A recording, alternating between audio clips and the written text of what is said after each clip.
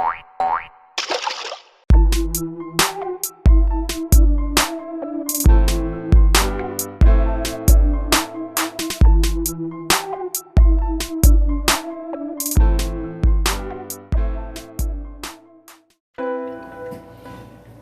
guys, how you going? Sean McLean here from Sean's Rabbitry and Aquaponic produce, of course, with my real boy Sean Austin.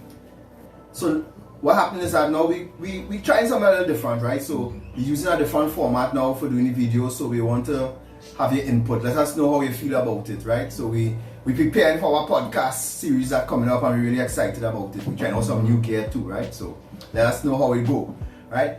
But this video series though, we want to tackle some really basic things, right? So we call in this video series Back to Basics, right?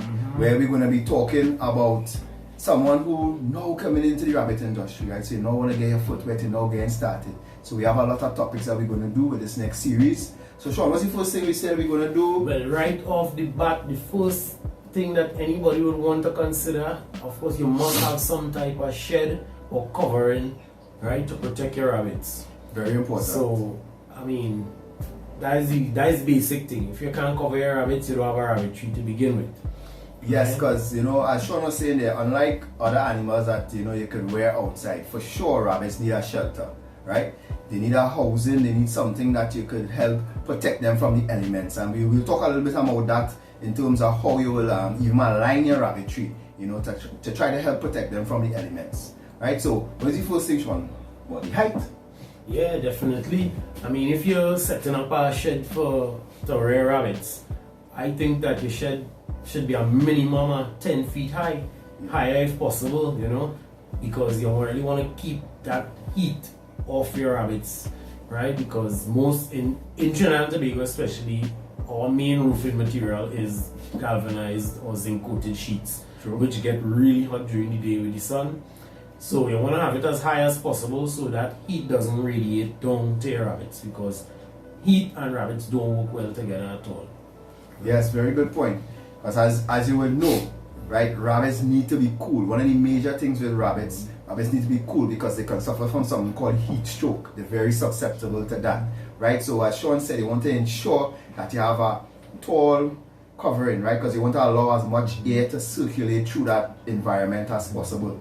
Very important for your rabbits. Apart from heat stroke as well, one of the most serious problems we have in rabbitries with heat is sterility, right? Your buck could go sterile if he's exposed for a certain amount of heat for any extended period of time, right?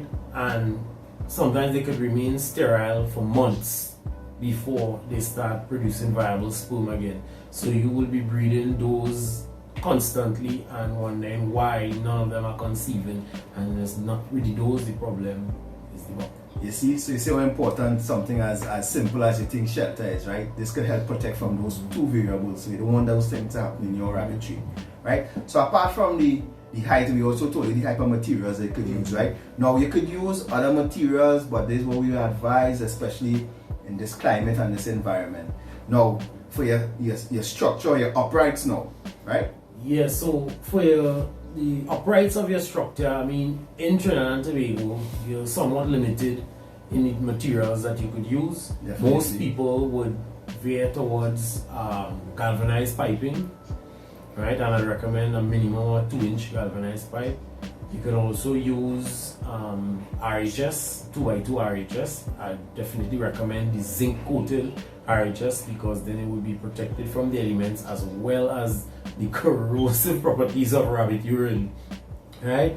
To a lesser extent, I mean, depending on your budget, you might want to use wood 2x4 lumber, but all of this has to be taken in consideration with your budget and the longevity that you want to invest into, because you want something that will last. It don't make sense building a structure today and 2 months from now you have to replace uprights. Definitely. So you see how important that is, right? So you want your structure to have longevity, because remember, this is an investment that you're making, right? This is not a today for tomorrow venture. This is an investment. And of course, you know our motto, you always have to treat it as a business. So you want to look at your expenses and you want to model that against your revenue that you expect to bring in from this venture, right? So what will help you with that now is your scaling. So what size we're talking about? According to the type and according to the number of rabbits you want to house, you have to scale your shelter to suit. So we're going to talk a little bit about the size of the structure in terms of dimensions.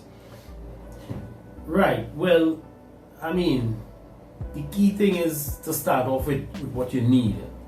The ideal thing is to start off with an entire complete structure, but you may not have the money to do that. So, I mean, start small and you could always expand. Build in a smart way that you could always add on to the structure. So whatever size you decide to start with to suit your budget, you can always expand as your rabbitry grows. Because we personally started with a very small structure here, probably just about 15 feet long and about 20 feet wide. About 15 by 20, right? And we've gradually increased on that size till we're almost 80 or 90 feet in length now. So, right? As well as you could also take into consideration, and this is something we'll discuss further, in terms of the size of your building, you could limit the size of your building by stacking your cages, by doing a tier system, so you'll be able to fit more rabbits in a smaller space before you have to look at expanding the overall structure. So, added to that, coming back to one of the first points we made, so then the height of your structure is very important, because if you're going to stack your cages now, you need to consider, you need to adjust for that additional height in terms of stacking, because remember, wherever your apex is, your ceiling is, you want to have enough room between that and your first cage to ensure that you have a proper airflow, right? Yeah. So that is one of the things that you look at.